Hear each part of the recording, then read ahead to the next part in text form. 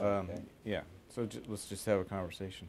I wanted to ask you actually about when you first arrived in D.C. You were an academic professor of economics, I think, at Johns Hopkins, weren't you, until 1975? Is that right? No, that's Okay. not right. I Okay. was a professor at the University of Rochester. Oh, yeah. I Okay. got my PhD at Johns Hopkins University. Oh, that's what. Okay, so I had those reversed. Yeah. And then in '75 you came to OMB. Is that true? In '75, yeah, I had been at HUD before. Oh, I was okay. there, went there in '73. In the Office of Policy Development and Research. Yes. So-called chief economist of Yes, HUD. that's Yes. right. And then prior to that, I spent a year at the Council of Economic Advisors, '70, '71, where I was a budget person. So that's when I first became enmeshed Oh, okay. So with budgeting. let's start there in '70, '71, and when you were at CEA. What was your first impression of the federal budget process? What were your encounters with it at that point? Well, it was a lot simpler then because there was no congressional budget process. The president's budget really had enormous influence in those days, and I think was quite a respectable document. So it was really pretty straightforward. I dealt with more micro issues and macro issues, working on things like investment tax credit and other kinds of incentives we had at that time. The dramatic event, of course, was when Nixon froze prices in August of 1971. Right. Something you wouldn't think a Republican could conceivably do today. No. And I was actually headed back to the University of Rochester, and they kind of grabbed me and put me in a dark room where I became a price controller for a while, which was an extraordinary experience. And you got involved in the budget process on the tax side, did you say? Yeah, it was tax issues? mainly tax issues Yeah. at that time. Deal with Treasury as well as Yes.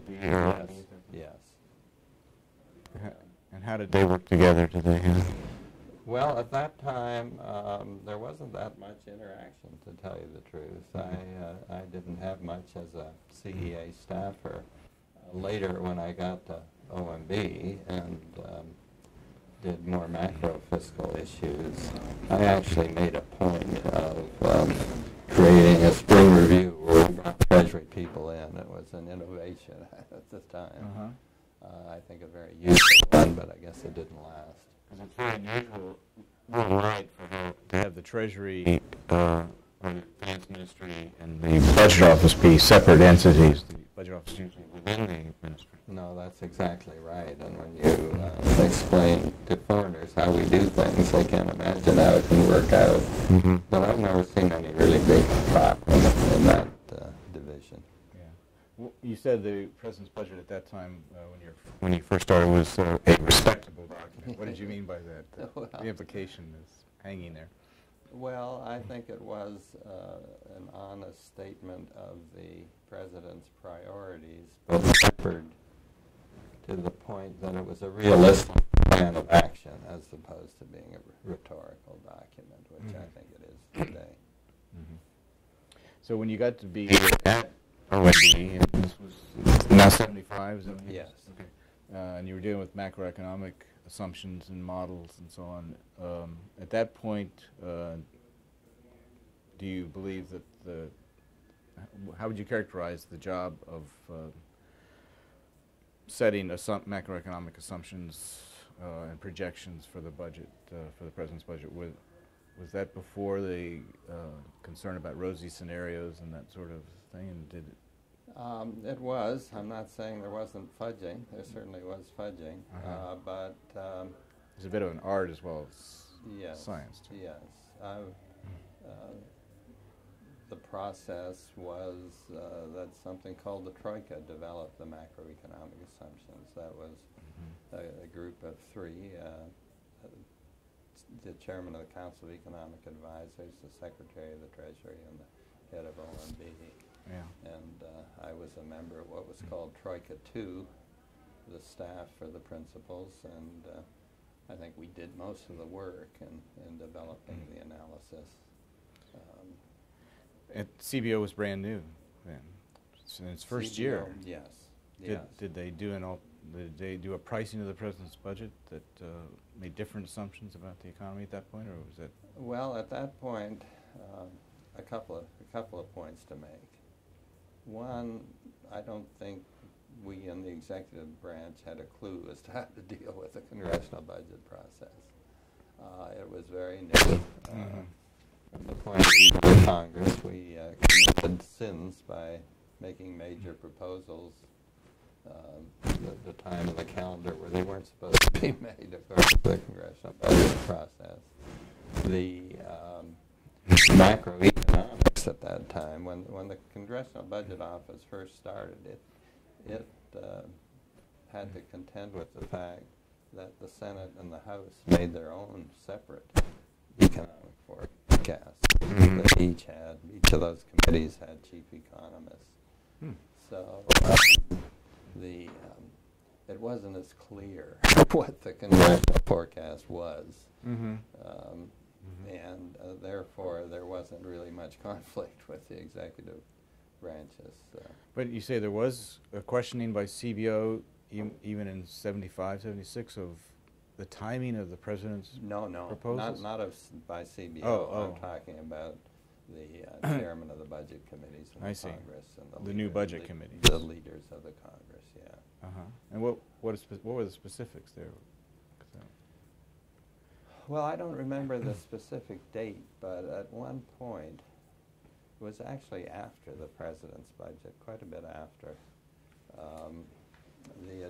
President Ford put forward an initiative, a fairly complicated initiative, that wanted to cut spending and cut taxes dollar for dollar to match the cut in the spending process.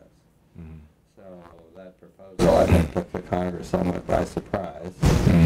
And given their new process, they didn't know where to put it. Had the budget resolutions been brought up at that point? You know, I don't really remember whether they had. They must have been. I suspect they were, actually. But the two sides didn't have a clue to work with each other. In this new process. Do you remember how that got sorted out, or in the process? Well, I think for one thing, OMB got much more sensitive to the need to work with the Congress closely. The director at that time, my boss and mentor really, was Jim Lynn, and he thrived on that interaction. But I don't think that OMB directors had, in the past, spent as many hours conversing with the Congress as Jim did. And that was partly a function of the fact that there was now this new congressional process. Yes. Eventually, that proposal to cut taxes and spending, the Ford administration proposal, somehow got folded into the process that year. Do you remember? A better way to describe it is by a natural death. On a natural death. So, any other impressions of the executive branch process at that stage when you were at OMB? Well, I think the OMB staff at that time was really superb. And like them, an elite group of people. I mean, it's still very good, but I don't think it was quite the ivory tower. Or it is quite the ivory tower today as it was then. And are there any individuals who particularly stand out in your memory as having had an impact on you? I mean, many people. Dale McComber, for example, he was the assistant director for budget review and incredibly competent person. Senior career person. Yes. I think the most senior career person in the whole government. And people like Darwin Johnson, for example. There were just a whole host of people that were really, really good. So then after, I guess it was probably after the presidential election where Jimmy Carter was elected, did you leave government at that point? Yes. Okay. And were you at AEI? I went to AEI at that time. and then you came back as, I guess, in 80, maybe we should move ahead to CBO. You took office as the second CBO director in September '83. Right.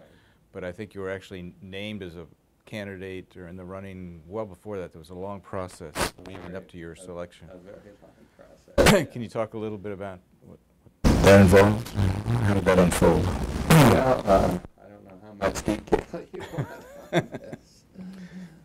Some of the highlights. It was very complicated. What happened, I don't really remember how I got to know Jim Jones, who was the chairman of the committee at that time, but we participated in conferences together and so on. He was Democrat person in the House, chair of the House Budget Committee? Yes, he was chair of the House Budget Committee. I have gotten some press because I was critical of the huge tax cuts, Reagan tax cuts, and forecast, fortunately correctly, that the deficit would be over $100 billion, which shocked everybody. In fact, it went over $200 billion. Wow. But anyway, so Jim Jones invited me to go with a congressional delegation to London. The congressmen were to meet Margaret Thatcher at that time, and I did that. Not really knowing that I think he perceived it as a kind of test, an opportunity for me to get to know members of the Budget Committee from both sides. But then nothing happened for a very long time. Alice Rivlin said that she would stay on the job until a successor was chosen, which I think was a big mistake on her part, because that eliminated all incentives for them to engage in this contentious process of appointing a new director. But anyway, I didn't hear a thing. I mean, there was a lot of speculation in the press that I was a candidate, but for all I knew, there was no word of that. And then I guess it was the House's turn, in a sense. Well, that's not written in the law. Is no, it? no. So that was being established as a pattern and a tradition. Well, it's Custom. hard to talk about a tradition. That's true. That's true. But clearly, Alice had been the Senate's favorite, and the House claimed it was their turn. Not something the Senate readily agreed to. Yeah. But in any case, they were instrumental in getting me appointed. I think I first learned from Jim. First called me up. Must have been late May or something like that, and asked whether I wanted to be a candidate. I, of course, said sure. And the process was very different then than it is now, in that, well, first of all, there was all this press speculation, and then they got tired of that, so the press went silent on my prospects everywhere. And while they were silent, there was a hearing which was kept totally secret. I shouldn't call it a hearing, but it was a meeting of people from the two budget committees and a lot of staff, where they grilled me. It was very much like a confirmation hearing, although it wasn't officially. Not recorded then. Not recorded. Yeah. No record of it. And as I said, remarkably, no press about it at all. In any case, it was extremely difficult to get Tip O'Neill. Maybe we should go back and say the loss is that the CBO director is appointed by the Speaker of the House and the President pro tem of the Senate on the advice of the budget committees. Unfortunately, the law does not say what you do if those two bodies disagree. President pro tem at that time was Strom Thurmond, who did not have any interest in it, so it was really Howard Baker, who was the majority leader, who took the lead on it. But in any case, Jim Jones thought to establish the nonpartisan reputation of the Congressional Budget Office, it'd be really good to have a Republican director. Mm-hmm. And since I had been critical of Reagan, I guess he thought I was the ideal Republican. You fit that profile. Yeah, so, but it was extremely difficult to get Tip O'Neill to appoint a Republican to anything. I can imagine, yeah, given who he was. So that involved, there was a lot of negotiation that went on, and there was a group of moderate Democrats and Republicans on the Budget Committee at that time who formed a sort of coalition to especially focus on the deficit. Mm-hmm. And they went as a delegation to, or I should say the Democratic members went as a delegation to Tip O'Neill to try to persuade him to appoint me. Mm-hmm. And then Jim Jones sent Alice over to try and persuade him. Uh-huh. And he finally succumbed. And so my interview with him was really classic in that it was a total monologue on his part. I didn't have a chance to say yes, sir. He read from the budget law. He read from the Constitution. Really? His goal was clearly to scare me to death, but it was so obvious that I wasn't all that scared. But anyway, as I say, he finally succumbed, and I was actually appointed on my birthday, July 15th. That's when the budget committee said that I was the person. And then you started in I started September 1st, yeah. So when you got to CBO as the second director, what kind of institution was it? What did you think of it at that point, the staff, the way things were being organized and carried out? Well, I was not, while I was in the budget business, I mean, it's very different from looking at it from the outside to actually being in an institution and seeing how it functions. And from the outside, there were some things that puzzled me as to how Alice set it up. For example, she made a very clear distinction between the whole cost estimating function and scoring of yes, legislative proposals and policy analysis.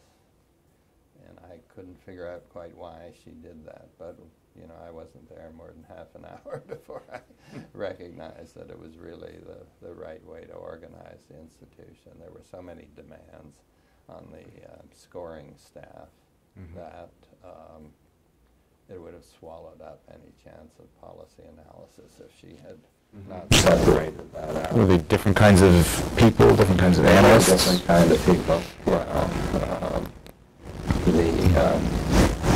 The policy evaluation group was more academically oriented, I think, and had more time to do their work. And the whole issue with cost estimating in those days was that the Congress wanted it yesterday, as it were. Yeah. And they'd often be negotiating late into the night over a bill, and for CBO it was very important. Every word was very important in terms of figuring out the cost. And they'd want an answer by 7 a.m. the next morning. So staff would very frequently work all night to develop these cost estimates. But in any case, certainly it was clear I shouldn't reorganize the place. That would have been very disruptive. It was also very clear to me, although some congressional staff hoped that I would act like your typical congressional staff person, boss, and as a new boss come in and fire all sorts of people and hire new ones. And a lot of people didn't really know whether I was going to do that or not. CBO staff doesn't have the same civil service protections that, not quite the same as, say, OMB staff or yeah, executive. it has zero civil service protection. It's like any other congressional staff member. It works at the pleasure of whoever's the boss. Anyway, it was very obvious to me that would be a disaster to do that because it would really destroy any notion of nonpartisanship, which Alice had taken great pains to try and establish. I felt the same way about the analytic work. That is to say, I didn't think all of my beliefs were right in the middle of the economics profession at the time. I thought it would be really break the continuity of the place if it went off into analytic schools of thought that were out of the mainstream. So I thought it was really important to maintain continuity, both with the staff and with the sort of work they did. So the kind of institution that it became under its first director, you kind of locked that in by not reorganizing, not changing the staff wholesale, and basically endorsing the kind of work that was being done. Yeah, frankly, I saw that as my number one goal, to solidify what Alice had developed, because what she had developed was a very good place. Well, it wasn't a foregone conclusion that there would be this more expansive version of CBO at the outset, the whole analytical side, which you might talk a little bit about, which was, I think, her primary interest in some ways. Yeah. The budget committees didn't necessarily, or at least my understanding, is they didn't necessarily care about that. They were more interested in the narrower, more technical, how much does this cost, how's this going to score, what's the No, deficit going to be? that's absolutely true, and it was a real struggle in our budget hearings, that is to say, the legislative budget hearings for CBO, to even maintain a policy analysis staff. They would have liked to add enormously to the scoring staff, because they thought if they doubled the staff, they'd get the scores in half the time. But that isn't how it works in scoring. I mean, so that was a constant issue that kept coming up. It even came up in this, I don't know what to call it, this meeting I had with the congressional committees. They were still skeptics of the value of that side of things. Yeah. And as hard as I tried to convince them that, in fact, the policy analysis made us better scorers because we, understood the programs a lot better, they never believed that, I'm afraid. But you're convinced still that work has value. Of course, it's much more visible now. Now we have the internet, and the people anyone can easily acquire that analysis. Before, I guess it was paper and not so widely circulated. Yeah, I mean, I still think it's extremely valuable. I think it's unfortunate that appropriations committees, frankly, don't pay a lot of attention to it, nor do Senate Finance or Ways and Means when they're looking at entitlement programs. And indeed, they don't pay a lot of it, well, they don't pay any attention, frankly, to the policy evaluation work that comes out of the administration either. I mean, maybe that's a bit of an exaggeration, but, we've had all of these different structures, JIPRA, PART. Yeah, I want to ask you about some of those, including the role of the appropriators and how it's... Yeah. In any case, it's unfortunate we don't communicate that better to the actual members. But I still think there were glimmers of education, shall we say, that I actually testified on some of those studies quite a bit. In that sense, they did pay attention. Testified before the appropriators, or? No. Okay. Subject matter committee. Well, I actually testified before Ways and Means and Senate Finance.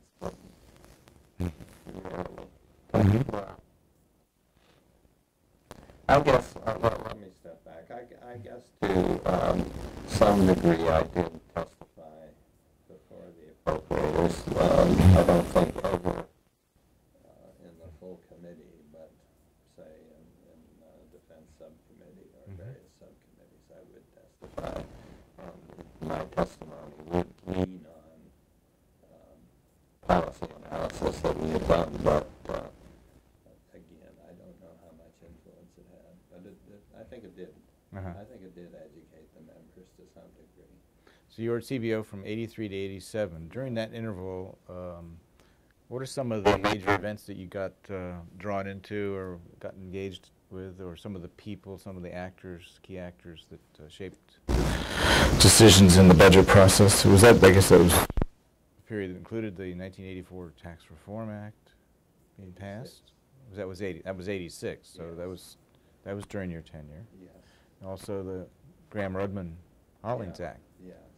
passed. Those are two that come to mind, but maybe there are others that... Well, in one respect, I was lucky. Nothing really big and contentious arose in my first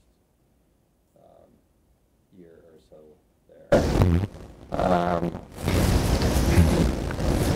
Tax reform, well, first of all, Graham-Rudman proceeded tax reform. 85. 85. And that was a really big deal. And unfortunately, it was probably the low point of my tenure at... Why do you say that? Well, the initial drafts of the law ordered CBO to do things that technically we could not do. It would have been totally impossible. For example, to actually control outlays to hit the deficit target. And I kind of got overly disturbed by some of these things.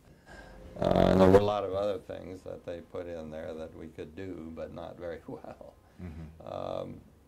So unfortunately, I let myself get drawn into the actual drafting of the law, sitting in some drafting sessions and making comments. And Like, this is unconstitutional, that kind of little that was in fact one I made that really got people mad at me.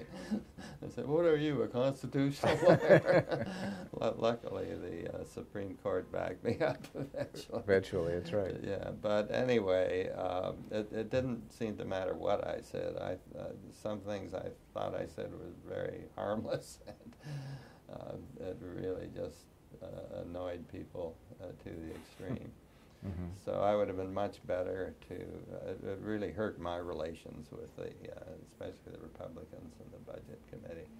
But it would have been better for me to go to a sub-basement somewhere and let them do their thing and hope probably they wouldn't have pursued some of the really stupid angles they were pursuing. So it was just a big mistake in judgment on my part to get involved in the actual nitty-gritty of writing the legislation.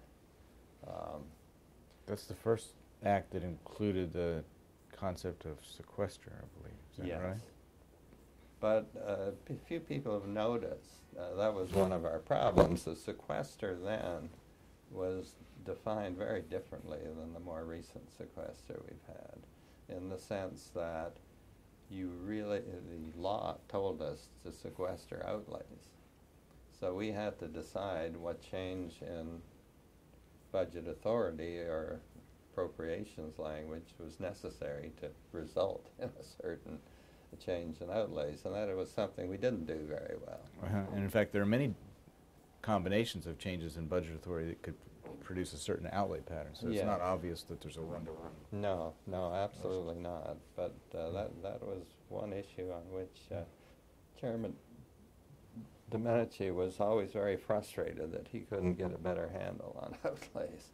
And when I said we couldn't either, he really got mad. And it was inherent in the law because the law said certain things had to happen if you didn't hit a deficit target. Exactly. And deficits are computed in terms of outlays and revenues. No, exactly.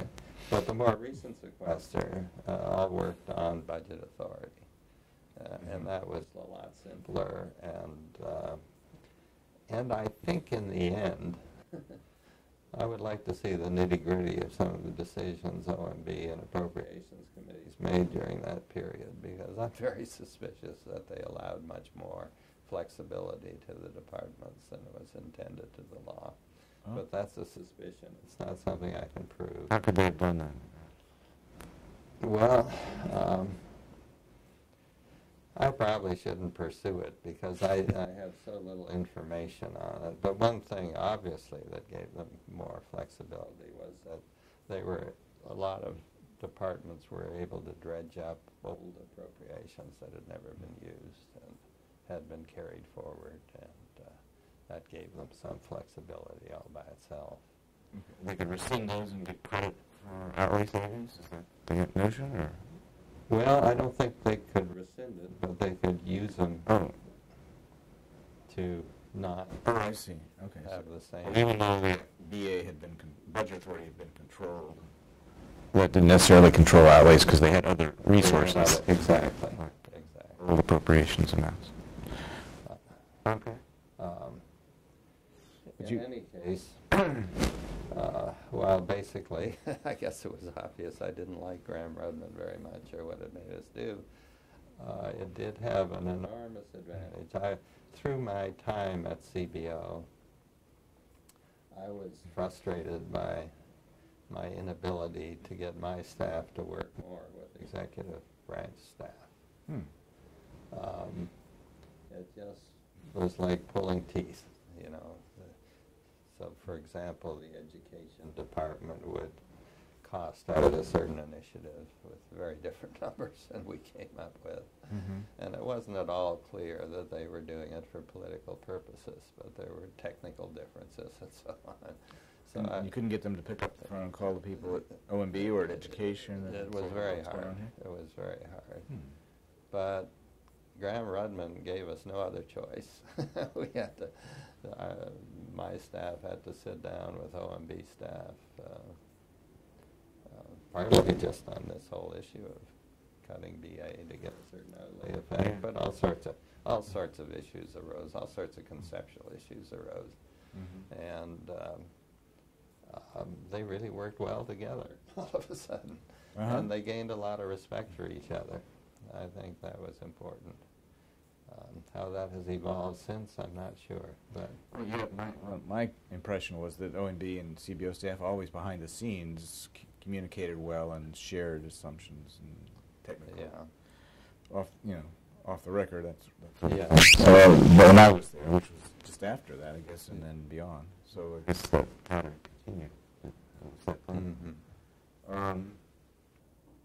And then when was the Supreme Court's decision that part of the Graham-Rudman law was unconstitutional? Was that while you were still Oh CBO yeah. director? Oh yeah. Only time I've been declared to be unconstitutional. What happened at that point? Well, the original law said that it should be administered by OMB and CBO. And we were to average our economic assumptions, and to the extent there were any disagreements between us, that the mediator was the Comptroller General, who was Chuck Boucher at that point.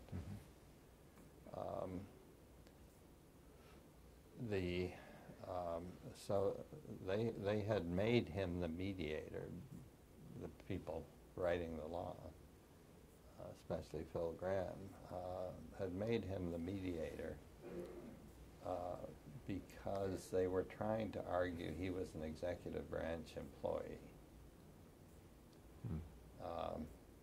which was a pretty big stretch because the way he's appointed as the executive branch gives the Congress a list of acceptable names, and then they pick one. So it was hard to really argue that he was an executive branch employee. So so they failed in that before the Supreme Court, and the Supreme Court said that a congressional body like the CBO had no business performing executive management functions, which is what we were doing. So they gave you less to do at that point. No, your numbers no longer counted for purposes of determining whether it would be a sequester triggered. That is correct. But that was for fiscal 87 and beyond, and that was when I was in the process of leaving the place. So, so I didn't work under the new regime, but the new regime had OMB manage the whole process.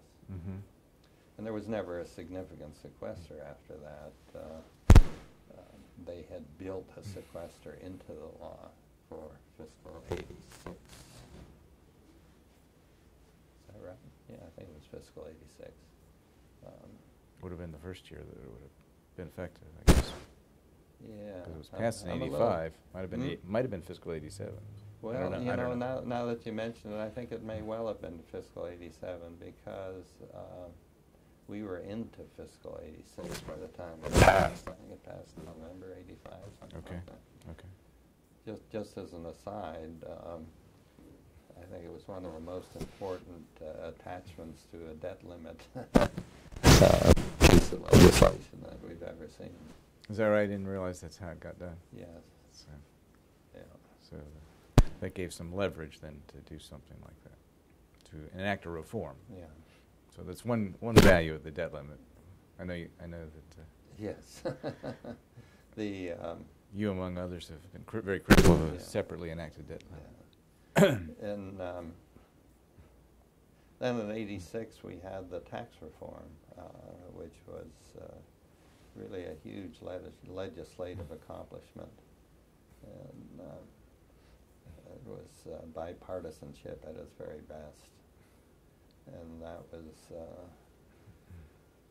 well, it was partly because of President Reagan, who I think handled it perfectly. He sort of stepped back and kept his eye on the big picture of, in his view, was lower rates, and which needed a broader base. Mhm. And regardless of the issue that came up, that was essentially his response to it. Yeah. You know, does it lower rates and broaden the base? Yeah. And a That's lot what- of people, including Tip O'Neill, really wanted to get into the messy details of the whole thing. But And yeah. CBO wasn't directly involved, I guess, because that was a Joint Tax Committee Yeah. scoring task, not a CBO task. We did get into a little trouble. I don't know how we managed it, but the bill was supposed to be revenue neutral, and I really didn't catch that some of my staff was busy working on proving it wasn't really revenue neutral. Oh, yeah? And it was a question of what happened after the budget horizon. Did they- depreciation rules? So Did they think it was going to cost yeah, revenues? yes, Oh. and probably rightly, but And there was no issue of dynamic scoring involved no, there that no. might have offset that. no, it was. If I had really known what was going on and what the implications were, I would have put a halt to it because. It was the negotiations were extremely delicate, and you saw what a great legislator Rostenkowski was, who really wanted to get this through, and Packwood as well did a superb job, and the whole rule of revenue neutrality was a discipline on the process that was extremely effective. Well, So- that was a very extraordinary political achievement. It really was. Hasn't been done since. Absolutely, yeah. And the issue of dynamic scoring did emerge in the public debate about that, Yeah, didn't it? in a bad way. In those days, the extreme supply-siders were making a lot of noise, led by Jack Kemp, who was on the House Budget Committee, and I would say dynamic scoring got a bad name because you know, if you couldn't prove the revenues actually would go up with a tax rate decrease, you would have gotten a lot of flack from supply-siders, but their influence went down over time. So I think it's a very different debate now than it was then. Maybe we'll come back to that Yeah. later. One other thing, I recall that you were involved in some of the issues surrounding the scoring of the first effort to deal with the savings and loan crisis, Yes. creating an off-budget corporation called FICO as a financing mechanism, or gimmick, it might be called, to get around some of the scoring that would occur if it was on budget, Yeah. to pay for all of those losses that were occurring, still growing in the savings and loan industry at that time. Was that one of the more contentious issues that you got involved with? Well, it was, I don't know whether you could call it contentious, because contentious implies a fight, and I was knocked out in the early rounds, as it were. So I didn't have much of a chance. But when the issue arose at first, and our estimates was that the whole thing would cost in the single digits in terms of the total losses involved. I made a big show that this really should be on budget, and all the rest of the world wanted it off budget. And all including, the rest including of the world. OMB, I guess. You know, I don't remember OMB that much, but certainly both the Democratic and Republican leadership in the Congress wanted it off budget.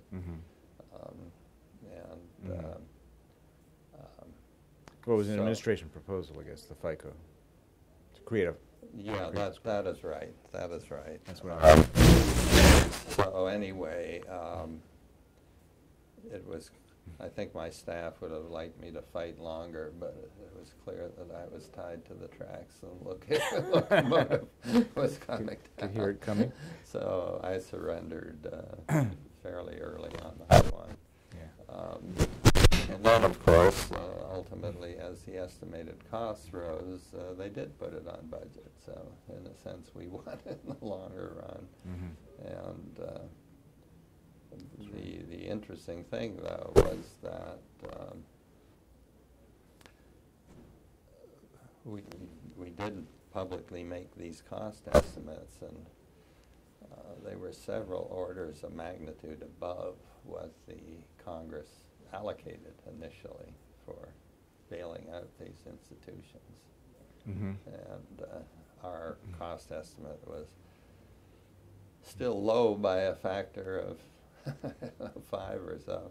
But Yeah, actually, I think if they had bailed them out at that minute, our cost estimate wouldn't have been all that because bad. the losses Exactly. exploded as They rolled exploded. the owners of those SNLs who were already insolvent rolled the dice. Yeah, I was Exactly. working on the same task at OMB at the same Yeah. time. Cost estimates kept growing and growing and growing. Yeah, I mean, exploding is a Yes. good word for them. Yeah. Looking back on your tenure at CBO and your experience there with the process and the institutions that have shaped the federal budget process, what insights do you have about the way the process worked then? Did it work reasonably well? Do you feel it was better then than it is now? Well, I think in answering the question, it's best to go back first and talk about how it was formulated in the Okay. first place. Okay. Going way back, of course, it got its impetus from the fact that Nixon had impounded all these monies. Actually, I was at HUD at the time. He impounded the HUD monies. It wasn't clear that he had a constitutional right to do that, and in most cases brought before the courts, it was said that he did not. But actually, we won our case at HUD. It's the only impoundment case that I think the administration won. And that is because the housing programs at that time were so awful, so riddled with corruption, that the U.S. Court of Appeals ruled that it was the president's management responsibility not to spend money on programs that were... And other presidents had used the impoundment authority. Yeah, or but very mildly yes, compared to that's what right. Nixon did. Right. So anyway, the Congress, first of all, it never got to the Supreme Court. The Congress moved to restrict his ability to pound money. As part of the 1974 Congressional Budget Act. Is that what you Yeah, mean? well, what I'm saying is that desire led to the beginnings of that. Oh, okay. But then Nixon responded saying, look, you guys don't have a rational budget process. There's nobody formally adding up all the things you decide to spend on or all the revenues you decide on. And that argument was so telling that the Congress, felt they had to do something. They had to establish a process of their own. But it was also clear that any kind of budget process would limit the freedom of committees to do what they wanted. So there was something of a firestorm, with especially the Appropriations Committees really hating the notion of a congressional budget process. So there had to be a lot of compromises, and as a result of those compromises, the law was very complicated. The process was very complicated. And I think that has burdened it throughout its history. So the Congress had to work with this complicated process. Did they do it well, or did they do it badly? Well, I mean, they were often late in passing their budget resolutions. Very often there were violations of the budget resolution. They spent more than the resolution said they should. Appropriations subcommittees at that stage, or are you talking about in the end? Or because there's supposed to be a reconciliation at the end of the process that makes sure that doesn't happen. Well, so how did that get sorted out? It did. First of all, in terms of enforcing the resolution, the Senate and the House do it very differently. And the Senate, in the Senate, the chairman of the Budget Committee and the ranking member, if they get together and agree that there is a violation, they can have a point of order. And just the threat of having a point of order, I think, makes the senators behave to some degree. In the House, the Budget Committee has very little authority. In the House, the budget process is enforced by the Rules Committee. So if the Rules Committee can be persuaded to be lenient on this issue or another issue, then the violation can go through. So it can get through the House, but not necessarily the Senate. Exactly, and then a compromise would push them over the limit, as it were. I'm not saying it wasn't ever violated in the Senate either. I can't give you instances. I'm sure it was. So in that case, in the reconciliation process, they would have to adjust the levels that were set in the original budget resolution to accommodate that, or somehow deem them. I don't think they bothered to do that, frankly. I'm not sure. So in that sense, you can say it didn't work very well, but on the other hand, compared to today, when you couldn't even pass a budget resolution, I guess looking back, you have to say it worked pretty darn well. So it was complicated, awkward, didn't always completely discipline the process, but in general, you think it had a salutary effect, a disciplining effect on the appropriations committee, subcommittees, committees, and others to try to bring you obviously can't tell from the results, since the deficit has been on If that's the measure, that's right. Yeah, if that's the measure, we got problems. But I think it disciplined the appropriations committees, especially in the allocation process, where the full appropriations committee allocated to the subcommittees just what they could spend, and to the extent that they wanted to spend extra on some specific program ruled by the subcommittee, they had to cut something else. And I think for the most part they did, although, as I said, there were violations of one kind or another. At one point, frankly, in the we're moving far ahead now in the Bush administration, the Rules Committee in the House, which was supposed to enforce the process, ruled that all budget points of order were not permitted. So that went on for several years. So the enforcement process really, I think it withered through time. And of course, then when you didn't have budget resolutions at all, theoretically, I guess they were supposed to be governed by the previous year's budget resolution, but I didn't see much evidence of that. Well, how do you perceive this affecting the influence of the president, especially through the presentation of the president's budget in February as the start of the congressional process? That still is the sort of kickoff of the congressional process, but the idea that here was to collectively give the Congress the opportunity to create their own budget as a counterpoint to the president's budget. How much have priorities changed, and how much diminution has there been of the influence of the president in the process, having created this congressional counterweight? Well, one of the ways I was very lucky when I took over CBO is that it was the era of the Reagan-Rosie scenarios. And while CBO forecasts weren't wildly different from administration forecasts, they kind of instantly gained a level of credibility in the press that really made CBO. I mean, it made CBO the go-to organization for the press to get what you might think of as real budget numbers. So I think CBO owes much of its success to President Reagan, actually. So that just established an instant credibility with for CBO. And that also made CBO very influential on all sorts of issues, aside from compared to OMB. And there's no doubt that the congressional budget process, while it might not have been a strict discipline, certainly created the illusion of discipline, and gave the Congress more weight in budget deliberations, and unfortunately it was something of a zero-sum game in my view. That is to say, as the Congress gained more influence, the president gained less.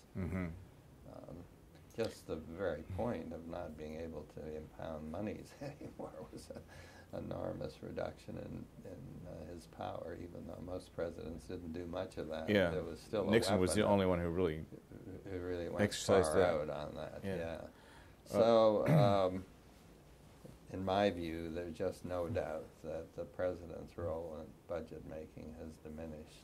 Congress had always had the ability, through the appropriations process or regular legislation, to change the president's proposals. Oh yeah, sure. So you're saying this gave the Congress more opportunities to do that, or what?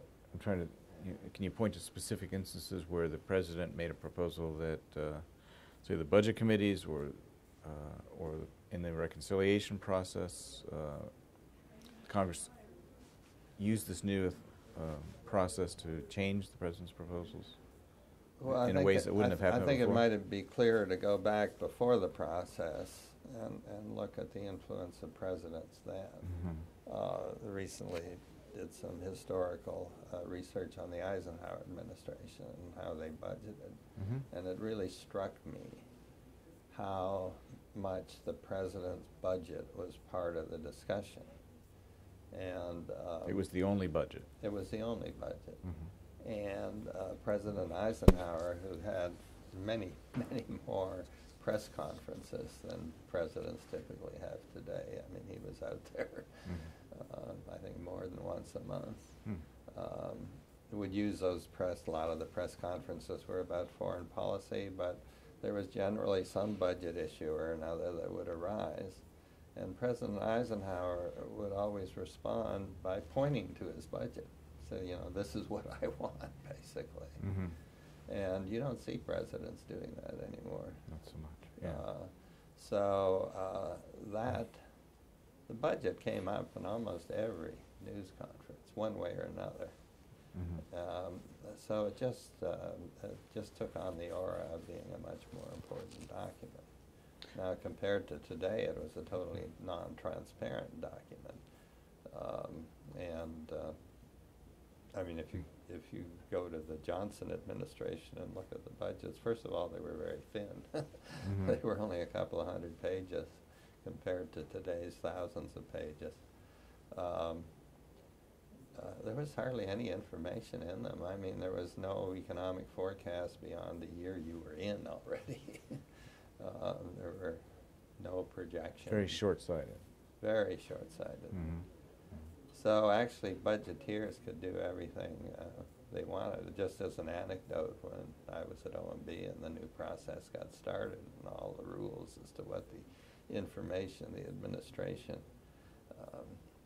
had to follow in preparing their budget. An old budget hand said to me, "Geez, we can't get away with anything anymore." That's good. So that, by the way, was another point in the budget process, congressional budget process, is that it made budgeting much more transparent. It imposed rules on the administration. Well, yeah, that made them transparent. You had somebody checking the numbers. CBO was checking OMB's numbers. Well, not only that, but it required 5-year projections. Oh, that's right. And it required a detailed statement of your economic assumptions and so forth. Now, some of that got in before the congressional budget process, but and then Graham, Roden, and Hollings reinforced that, I guess, by projecting deficit targets. And exactly. So you had to calculate where you were headed. Yeah. So I think all of that, I mean, we budget people are supposed to praise transparency, but to some degree a lack of transparency allowed deals and procedures that made the process run more smoothly than it does today. I want to ask you about one more feature of the 1974 Act, reconciliation, which I don't know how it was conceived when the people were writing the Act. It was only used rarely or occasionally in the first, I guess still it's only not always used, and it was only used occasionally at first. And I don't know if it was clear how it was going to be used in the process. And has it been used or misused in various ways over time, as you perceive it? Well, originally the whole concept of reconciliation was very different than it is today. The idea was that you would have 2 budget resolutions, one at the beginning of the budget, well, before... In April. Yeah. Before the fiscal year began. And then because things like the economy and other things would inevitably change, there was supposed to be an opportunity to adjust for that sort of thing with a second budget resolution that was due in September. Okay. Still before the beginning of the fiscal year. Yeah. But right before. Right before, but, imposed, well, the whole budget, one of the problems with the budget process is the result, to some degree, of its complexity. It's very time-consuming, so doing 2 resolutions per year would have been, I think, totally impractical. So I don't think there was ever a second resolution in September. Is that still in the Act? It's just not, it's just ignored, or? Well, I can't recall. It was I don't know whether they ever changed the Act to take that out. But somehow or another, I think it was Dave Stockman who had the great idea of using it to really impose more discipline on the process. We'll have to ask him. But reconciliation would have occurred at about that time also, right? It's mentioned in the Act that there would be a reconciliation process. Yeah, and I should have said this second resolution, too, was supposed to conform the numbers with the original. Would have served the same function as reconciliation. Yeah. I would maintain it's a very good feature of the Act. The best feature of reconciliation is that you can't filibuster it in the Senate, and the debate is time limited. So you just need a majority to get something. You just need a majority budget related to get something done. And it really does provide a tool to discipline the process. Now, unfortunately,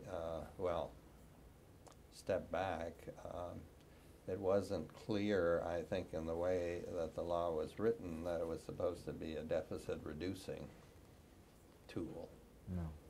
And so there was a lot of slippage on that. There was also a huge temptation to put all sorts of stuff into it that was not related to the budget because the fact it couldn't be filibustered and it was time-limited debate. So we got the so-called Byrd rule that addressed both of those issues. Mhm. One, there not supposed to be anything in there that's not germane to the budget. And two, there's not supposed to be anything there that increases the deficit beyond the budget horizon. Those are out of order. Those are out Okay, of the order. parliamentarian in the Senate would rule on those, and Yes. if they were found non-germane or deficit increasing, they'd be ruled out of order. Now, unfortunately, the parliamentarian has ruled in some cases very imaginatively in arguing that there was no long-run budget effect. I think the most outrageous example of that was when the Congress decided to allow people to shift from traditional IRAs to Roth IRAs in order to raise some money for the short run. Mm-hmm. And the parliamentarian ruled that that had no effect beyond the budget window, which of course is crazy because with the Roth IRA you don't collect any taxes out there. Uh-huh. So anyway, I think there's been some looseness in administering that. It has been used to put through things like the Bush tax cut. Mm-hmm. They couldn't have passed without it, right? Couldn't Because have passed without it. Obamacare could not have passed without it.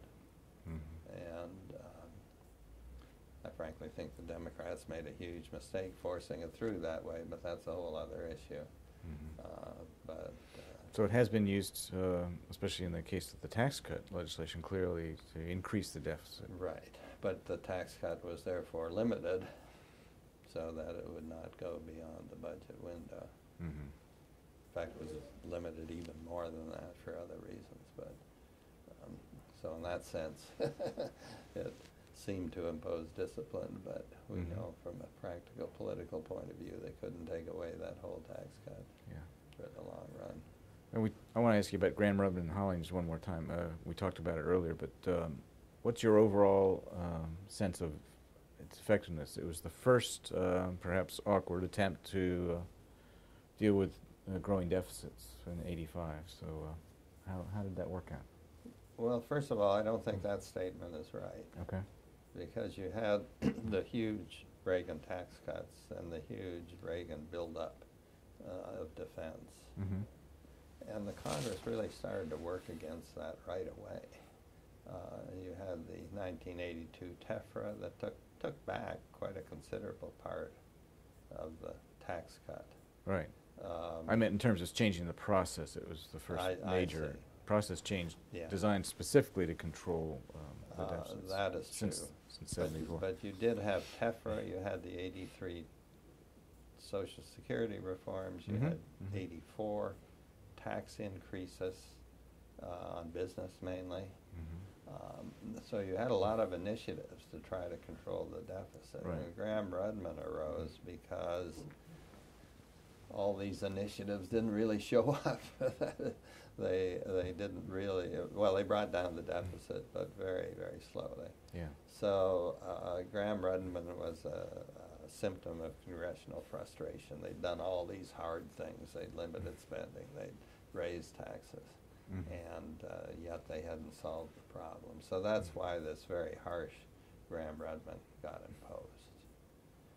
Mm-hmm. And it was not the most effective mechanism, apparently. No, the basic problem is that it had targets for the deficit, and it's very difficult to forecast deficits because you don't forecast deficits. Basically, you forecast spending, Mm-hmm. you forecast revenues. Those are huge numbers relative to the deficit usually. And so a tiny percentage of error in forecasting revenues means a very big percentage error in forecasting the deficit. So again, one of the things that made people furious with me when the debate over Graham-Rudman was going on is that I testified that CBO simply could not forecast the deficit precisely enough to make it a tool. Mm-hmm. So anyway,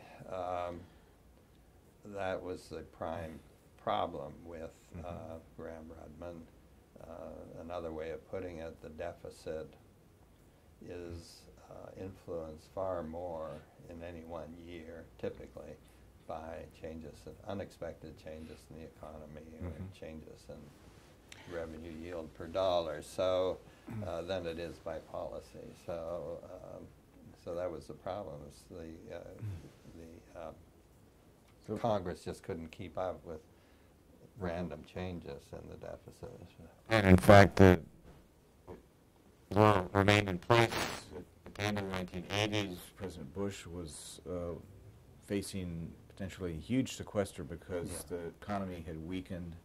The deficit projections clearly indicated it was going to be much larger than would trigger a sequester. So he then started reaching out to Democrats and maybe vice versa to set up a negotiation that became the 1990 budget summit, where people went to Andrews Air Force Base and then led to another major round of reforms, the Budget Enforcement Act of 1990, with spending caps and pay-as-you-go mechanism and so on. Can you talk a little bit about your view of that effort at reform? Well, I was long gone from CBO at that time, but I think the very best feature of Graham-Rudman was that its failure led to both the budget negotiations of 1990 and, more important, the Budget Enforcement Act, which focused not on controlling the deficit, which Congress really can't control the deficit year by year, to focusing on things they could control, namely their own legislative actions. And so we had the two components. We had spending caps on appropriations. For 5 years. Yes, and the so-called pay-as-you-go rules for taxes and entitlement spending, which said that if you cut taxes $1, you got to cut entitlements $1. And those, how well did those hold up, at least initially? Did they have a deficit effect? The irony, I was asked to testify. Actually, Leon Panetta, then the chairman of the Budget Committee, was very influential in developing the Budget Enforcement Act, and he held hearings on that. And I unfortunately testified that I saw so many loopholes in these rules that I thought the Congress would run right through them. And that did not happen. The Congress, in fact, abided by the rules very well. The pay-as-you-go rule and the budget caps were then extended to not end until the turn of the century. And the Congress didn't really start to cheat on them. I thought they'd cheat on them from the beginning, but they really started to cheat when we suddenly got this surplus. Surge of revenues that was unexpected. And it was totally unexpected, There was an aim for surplus, but no one really thought we'd get there that quickly. Exactly. Well. So the Congress started to use all kinds of budget gimmicks at first. They were moving spending forward into the previous fiscal year. They were artificially moving back to the future fiscal years. And shows you, by the way, this is a total digression, but shows you how hard it is to do empirical research and how well rules work, because if they follow accounting gimmicks, the gimmicks show up in the numbers. The scholar looking at back history sees these numbers which appear to follow the rules, but in fact are just a result of artificial manipulation of one kind or another. I think much of the academic literature on how well balanced budget rules work at the state level are victims of that effect. Academics need to be more schooled in the arcane scoring of budgets in order to catch that. Yeah, they should be more schooled in that to be cautious about it, but there's not much you can do. I mean, you would really have to go through, if you look at the period when the Congress was cheating at the end of the 90s, for, you would have to go through every single action to try to track down the extent to which they had manipulated things, and that would be extremely difficult. But you have a CBO there kind of keeping an eye on things, so that Yeah. helps a little. Yeah, they were pretty quiet in that time. I mean, anyway, then they stopped cheating and began just putting into, when they would break the Budget Enforcement Act rules, they would just put a phrase into the legislation, notwithstanding any other law.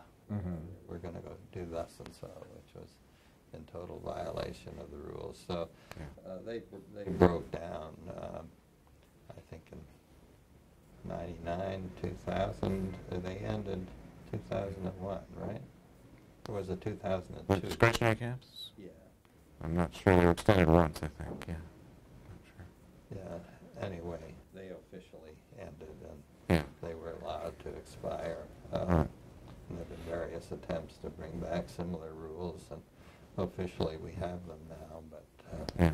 So they created, helped create surpluses anyway, for a while, and then they created their own countervailing force, which is the desire to spend surpluses. which, I mean, Whatever as I means said it's- before, after the 97 budget agreement, which had a target of accomplishing a balanced budget sometime after the turn of the century, we got a balanced budget the very next year. So, excuse me, that was a huge surprise to everybody. Yeah.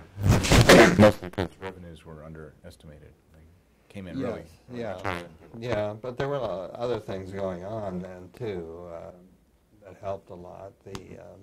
The end of the Cold War brought down defense spending enormously. Depression babies like me were now applying for Social Security and Medicare. There weren't many of us. Yeah. And then the surge of the revenues that had to do with the surging stock market at that time was really important.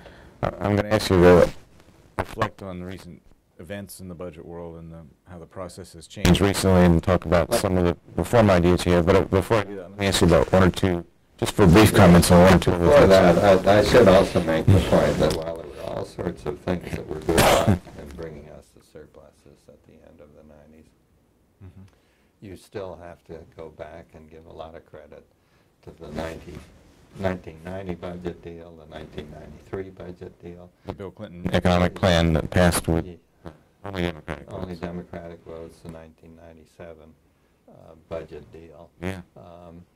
Those were all pretty courageous. And some of the things to cuts do. that the new Republican Congress made in '95 That's right. when the government shut down. Yes, Thereabouts. yeah. So there were some brave legislators behind it too. I didn't want to give the impression there there were. are multiple things going on Yeah. that contributed Yeah. to that surprise. Let me ask you quickly to comment on one or two other smaller things.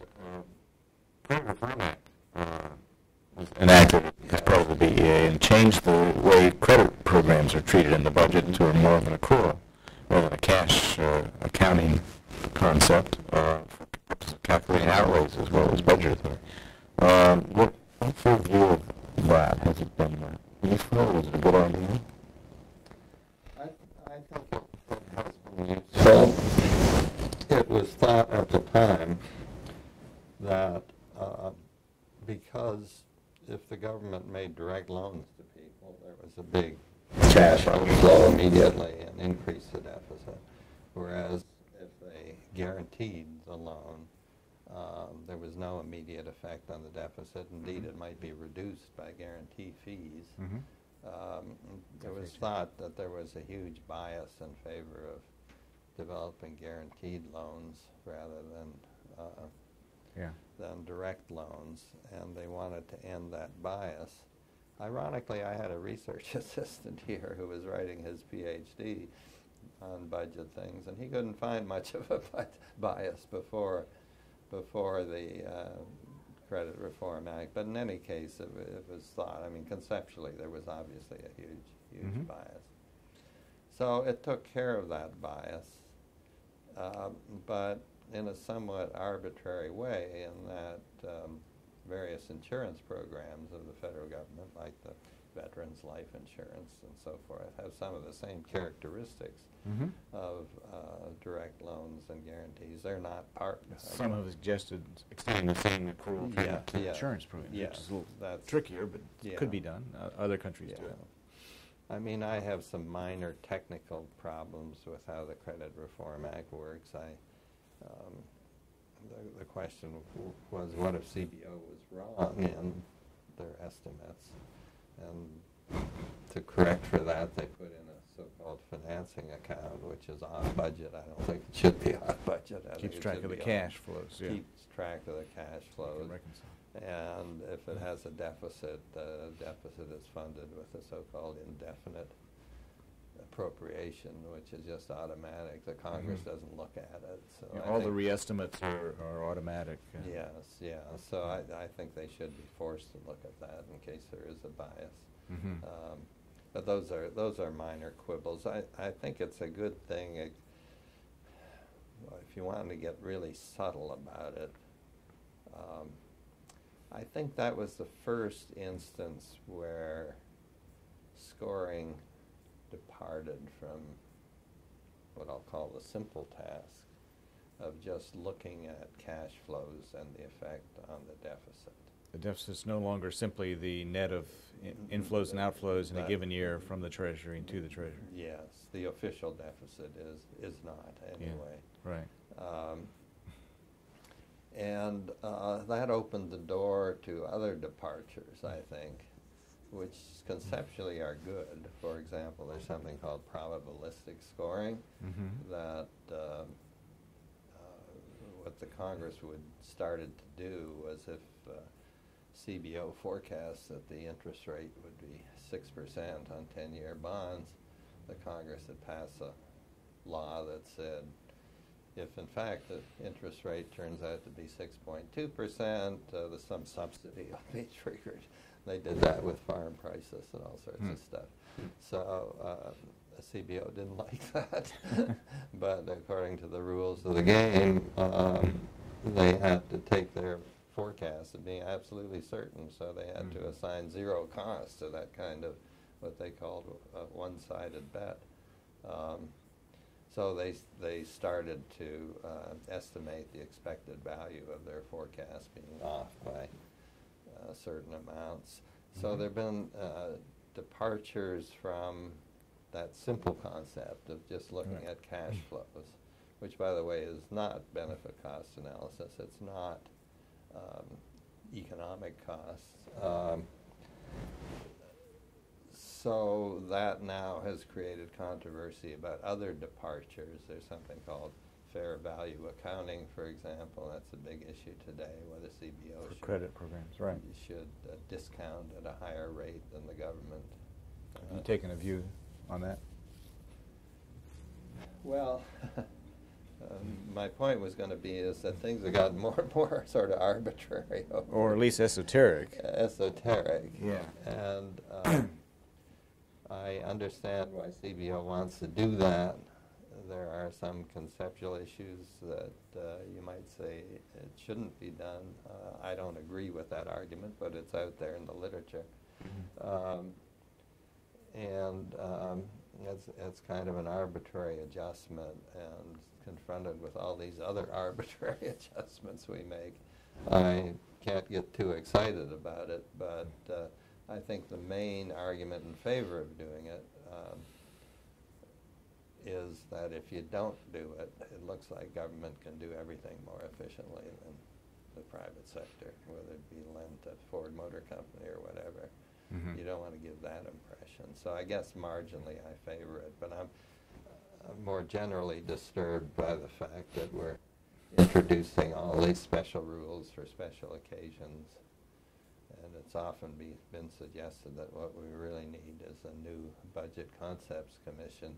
Would you favor that? I think it would be useful at this point. That was one of the few commissions that was really successful in the past. Back in the 60s? Back in the 67, I guess it was. Uh-huh. So I would favor doing that. Whether they would be able to resolve these issues, I'm not sure, but they could shed a lot of light on them, I think. That would interest a lot of us, I think, that way. Yeah.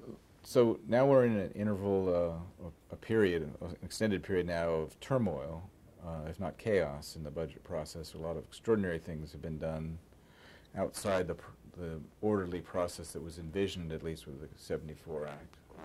And some extraordinary things that were done that had huge deficit effects in the wake of the financial crisis in 2008, the TARP being just one example. Other things that caused the deficit to reach extraordinary proportions, at 10% or more of GDP for a couple of years, well over $1 trillion a year for, I think, at least 3, maybe 4 years straight. So despite all the focus on deficits of the last 2 decades, we found ourselves with huge deficits until fairly recently, until this year or last year, at least. And still, nominal terms, $500 billion a year. And the process itself seems to have sort of come apart, and we don't. Not only do we not get appropriations in a timely way, but other extraordinary things have to happen before we get any action at all, it seems. And then we got, as one product of that, we got a major piece of budget legislation, the Budget Control Act, 2011. Right, I guess at the end of 2012, 2011, which created a super committee process. Negotiation that quickly collapsed, and then set budget caps and a sequester process to enforce those initially. How do you characterize this period? I don't want to put words in your mouth. So how do you characterize this period, and what do you think is, where are we headed? Well, you already put words in my mouth, describing it as chaos, which it has been. It's useful, though, to look back at when we have been more successful with the 1990 budget deal, 93, and so forth. These deals had very little to do with the congressional budget process. I mean, they were really negotiations that occurred outside the rules of all of that. And I would expect that if we could, you mentioned the super committee and various things that have occurred during this chaos. And the President's Budget Commission before that, I guess, which also did not reach an agreement. The what? The Simpson-Bowles Commission. Oh, the Simpson-Bowles, yes. Budget Yes. That didn't reach an agreement either. No, but they did put out an excellent report. Anyway,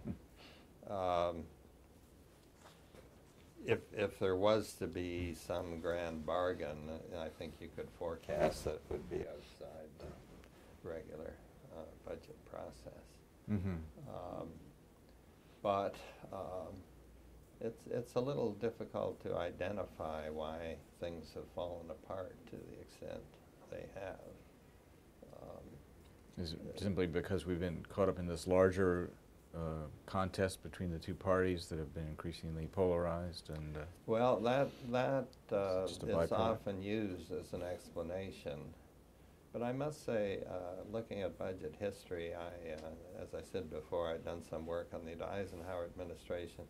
Also recently wrote an article about the 1983 Social Security reforms.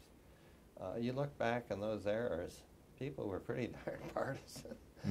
And those negotiations began with the Republicans and Democrats taking very, very different positions. The Republicans take Social Security reform adamantly, being against any payroll tax increase. Democrats being adamantly against any slowdown in the rate of growth of benefits. So, and something had to be done, right, in '83, because the Social Security program was essentially bankrupt at that point. Yes, that is true. So we had something called the Greenspan Commission that President Reagan appointed to solve the problem. It didn't get anywhere, and the breakthrough came with Senator Dole sending very subtle hints that maybe, just maybe, he'd be open to a tax increase. And Senator Moynihan, being one of the few people who recognized the hints in the first place, jumping on that opportunity, and they went off and they formed a subgroup of the commission, which came up with the final compromise. Now, I think the difference between now and then is that you had people like Dole and Moynihan who really wanted to get something done. Or I talked about Rostenkowski and Packwood in the tax reform debate. Senator Dole was a very partisan figure. In fact, he could be quite nasty in some of his partisan attacks on the Democrats. Yeah. But he was a person who wanted to get things done. And one of Alan Greenspan will tell you, as he's told me, that they could have never, ever gotten anywhere except for the fact that President Reagan and Speaker O'Neill had a secret agreement that they would not oppose any recommendations of the committee. And that was absolutely crucial. It's very hard to imagine a deal like that the level of trust is too low now. Yeah, President Obama and Speaker Boehner. I mean, it's just they tried once. Yeah, it's just totally out of the current universe. Yeah. But that's a long way around to saying that I don't think it's partisanship per se that is the problem.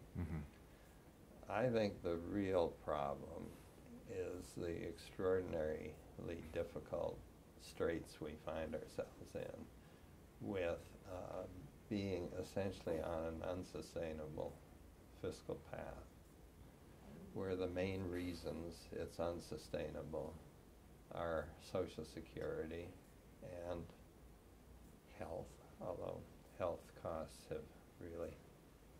growth has really gone down, but I'll get back to that. The other new element in the long-run fiscal picture, which I think has changed it radically, is that the huge deficits of the Great Recession and the stimulus program have essentially doubled the debt-GDP ratio from 35 to over 70%. Right. That has opened up a new threat. We're now very vulnerable to an increase in interest rates. And CBO in their baseline has a very modest increase in interest rates, but it makes interest the fastest growing expenditure in the federal government. It's actually been falling even though the debt's been growing because interest rates in general have come down, market rate. Currently, the average interest rate on our national debt is less than 2%. Something, you know, right. That's just out of the range of history. So even if that goes up modestly, you've got a big problem. So in that sense, interest has sort of supplanted health as a really big budget problem. But obviously the Congress can't get at interest directly unless this audit the Fed initiative goes somewhere. So they can't get at it directly. So the only way they can get at it is to go back and work on the programs, Social Security, health, even though health is not growing very fast now. Seems to me there are all sorts of reasons to try to reform it. Well, so that's a kind of natural trigger. You've written about budget triggers as mechanisms that are created, but that would trigger a squeeze on other parts of the spending and maybe force action at that point. Well, we have already seen the squeeze with very rigid caps on spending. From the 2011 Act. From the 2011 Act and the subsequent sequester. Well, have those been effective? Because the caps have been modified substantially already, and it looks like they might be again. Yeah, that is correct, but nevertheless, I think that even after modification, they are very stringent. But going back, the basic point I wanted to make is that the main expenditures are in Social Security and health, even with the lower growth of health expenditures. And Social Security and Medicare are unbelievably politically popular. So it's hard to see making much progress without reforming those two programs. And that is so difficult. And I think it's created a challenge that the budget process just couldn't withstand, would be my basic point. I think that's the real reason things have fallen apart, that we're in this impossible situation, and a situation which is incredibly vulnerable to demagoguery. So no process would help at this point, because the politics are just too difficult. No standardized process. No, I mean, what has to happen is that there has to be a bipartisan initiative somehow or another, whereas the old cliche is both parties have to join hands and jump off the cliffs together. Once trust has been established or reestablished at that level. Yeah, and I would argue strongly that the new president, whoever he or she should do a full court press to try to get some sort of bipartisan process started, because otherwise they'll be as handcuffed as Obama has been in terms of having infrastructure initiatives or education initiatives or anything else. They're just confronted by this squeeze of Social Security, health, and now possibly interest rates, depending on where they go, that it will not be a happy 4 or 8 years for any president having to live with this squeeze. So when that window of opportunity opens up, maybe in the next president's tenure, are there process or institutional changes that could be put in place then or prior to that time that would be helpful and make it a little bit easier for that negotiation and agreement to first be reached and then to be sustained in the budget process? Well, maybe there are, but I don't think they're very important. I think it has to start out with something like the Andrews Air Force Summit in 1990. And as we all remember, the deal reached at that summit could not be passed by the Congress. Right, the original deal, Newt Gingrich walked out on the deal. Yes. And then they wound up getting a deal that was even less to his liking, I assume, because it was... Yeah, and that the second deal was something the leadership designed, I think, almost all by themselves, bipartisan leadership. But it was mostly in a tilt toward the Democratic positions from the original deal. I guess that's right, yeah. That's how it got Democratic votes. Both extremes ganged up on it, the first deal. So I think the only way to do this is in an offline process like that. And then the budget process might be reestablished. The budget process, I think, if it's not under this kind of severe strain that I have described, probably could be reestablished and work reasonably again. Well, press you on how to read this history, because the 1990 one reading of the 1990 budget summit was politically disastrous for the Republican president, who, having gone back on his pledge no new taxes, was then defeated for re-election, partly perhaps for that reason. And then the recent history of bipartisan negotiations is that they break down, or they bear no fruit at all. The super committee and the president's committee and the Boehner, especially the Boehner and Obama attempt in 2009, 2010, I guess. Well, you think that under the right circumstances, trust can be reached or raised to a level where those things can work and then sold to the public? Yeah.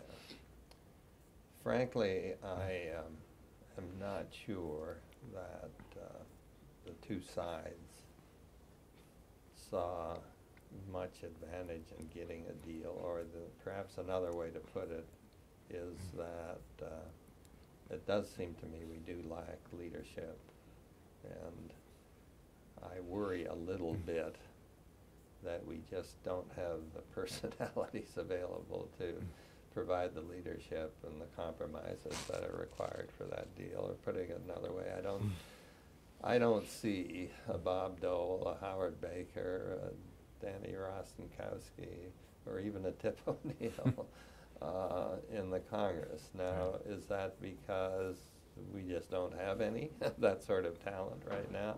Or is it because it's just so difficult now that such people couldn't be effective if they tried? Yeah.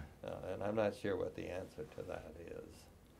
But I kind of lean toward the view that the personalities are different. We don't have people who put above all other things they wanted to do getting something done. Yeah.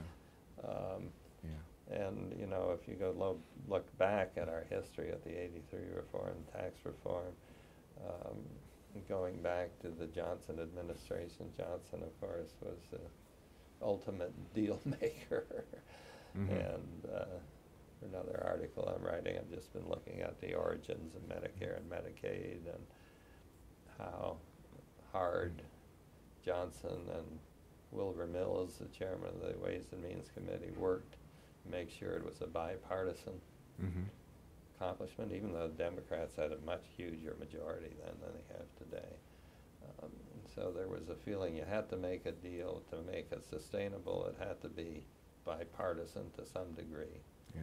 And you know, you could have pointed to the '93 deal too, where Clinton lost the Congress after that. So budget making has become much more farsighted in a sense than it was back in that earlier period when, as you said, they only looked 1 year ahead. Really weren't considering, for example, when they enacted Medicare, the long-term budget effects of enacting Medicare. If they had, they might have scared themselves into doing something a little more cautious, perhaps. Who knows? But my point is, we extended the horizon for budgeting out 5 years, 10 years, and that should be helpful. You would, in principle, to get people to focus on the future, and credit reform also is sort of forward-looking. But it doesn't seem so far to have had that effect on people's psychology or ability to anticipate and act proactively. The very fact that the current path we're on is unsustainable has not really been in the public consciousness, I don't think. And there hasn't been anyone, I think, really working hard to educate the public to that effect. I've talked to a lot of Canadian politicians, not a lot, but a number of Canadian politicians about how they turned that country around from a totally disastrous budget situation to getting the public opinion strongly in favor of balanced budgets and so forth. And you need something to scare people, I think, because what they did again and again, and this is both sides, both the liberals and conservatives up there, they pointed to interest.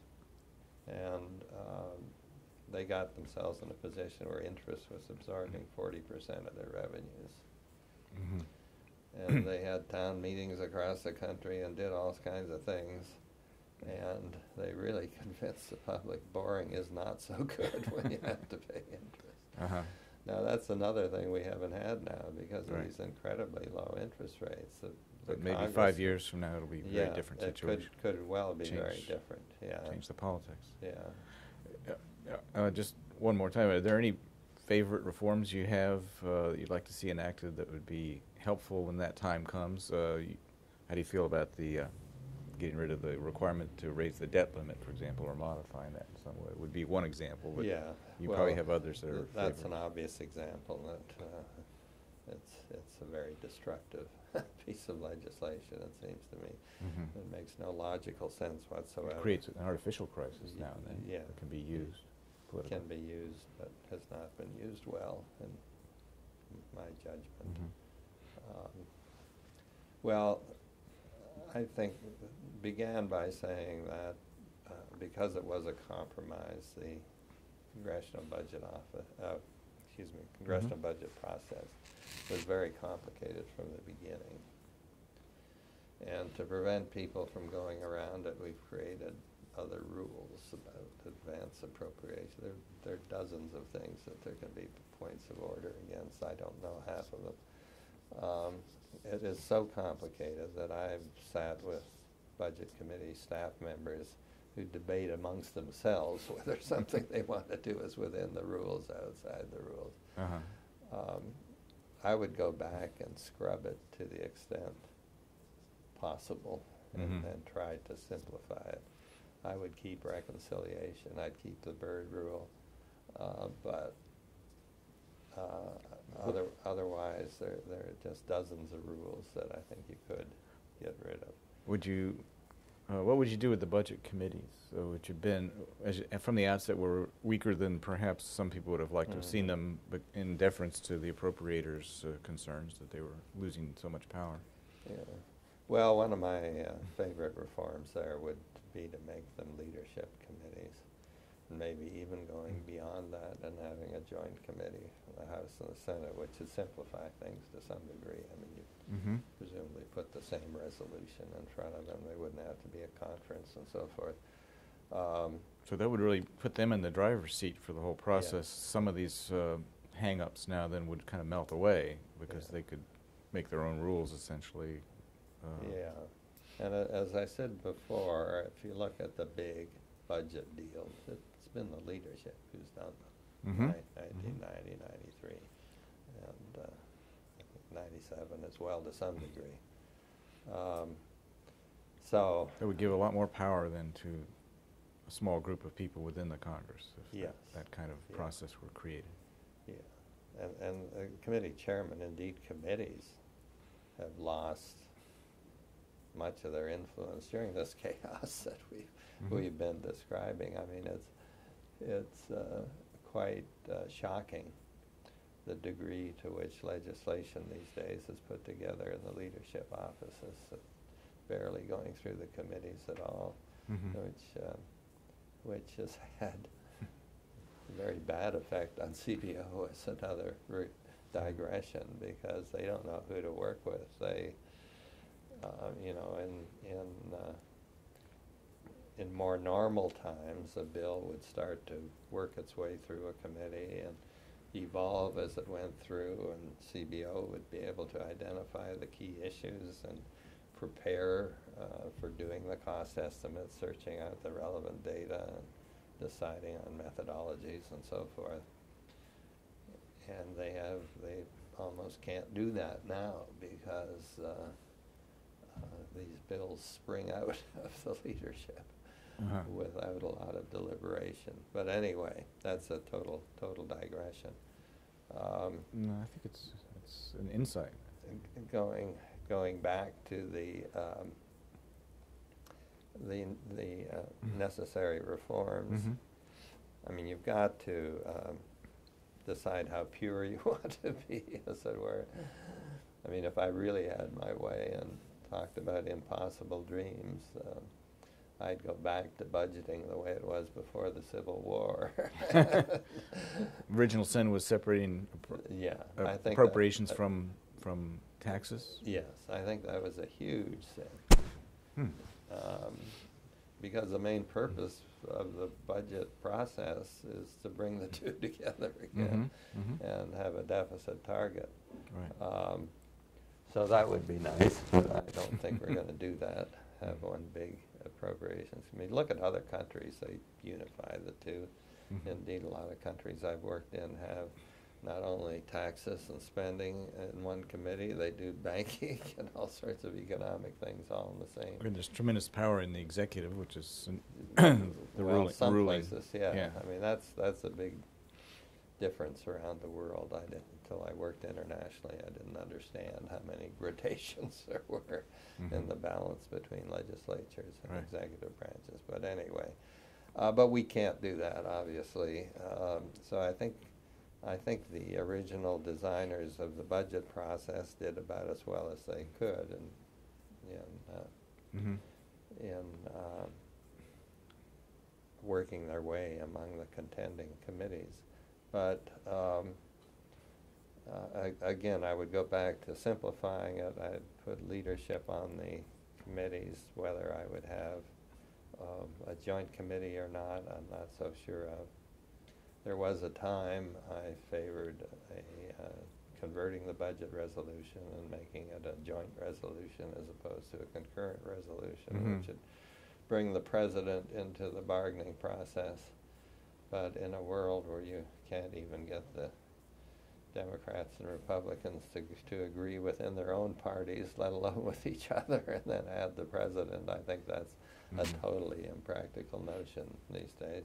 So the president would still come in at the end and be able to veto or sign? If it were a joint committee, but I would not do that. I've changed my mind on that. Okay.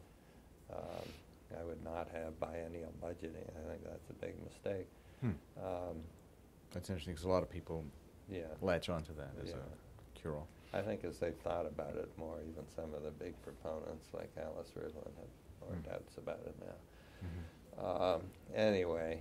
So you'd like to see a simpler process, a more centralized process, and a new budget concept, a revisitation of the budget concepts, so we can get something maybe that's less esoteric or at least more consistent. Now, I admit that much of the complexity beyond the original act was due to trying to plug loopholes, stop the Congress from using accounting gimmicks of one kind or another. I admit that with this more simplified process, we'd have more accounting gimmicks, and I wish there was a way. A new generation of accounting gimmicks. Yeah. Well, it wouldn't even be a new generation. I wish we could find a way to embarrass them more when they do these things. But that would be a downside of the way I look at it. At a very minor level, I would like to figure out ways to restore some of the president's power. And one of the few ways I can think of doing that, which seems minor, although I think it's more important, is to give him the ability to have so-called enhanced rescissions. That would restore some of the president's ability to impound funds. The enhanced part of it is now when the president proposes to take back some budget authority in a so-called rescission. Would you also allow the president to move limited amounts of resources from one program to another or one account to another, or not? I'd keep the same process in effect as we have now with regard to that. But the difference between the current rescission, what I'm proposing, is now the Congress can ignore his requests. I would make them vote on it. So if the president says this program is wasteful and they disagree, they'd essentially be voting that it was not wasteful. And while that sounds pretty minor, and it's not even clear it would save money because it would change the nature of the the bargaining process, I think it would give the president more power to bargain.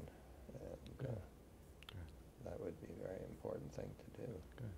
Well, we have to wrap up shortly. Any final reflections? You have a longer time perspective on these things than almost anybody at this point, and you've got also you're by nature a person who looks at budget history and looks back on, say, the Eisenhower period, and so you really got a long time perspective on these things, which perhaps gives you some opportunity to reflect on what's possible. Are you optimistic?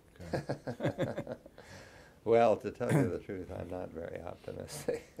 Sure. I think, I said, I think the next president should really make a full court press to put us on a sustainable path. I'm not really confident the next president will.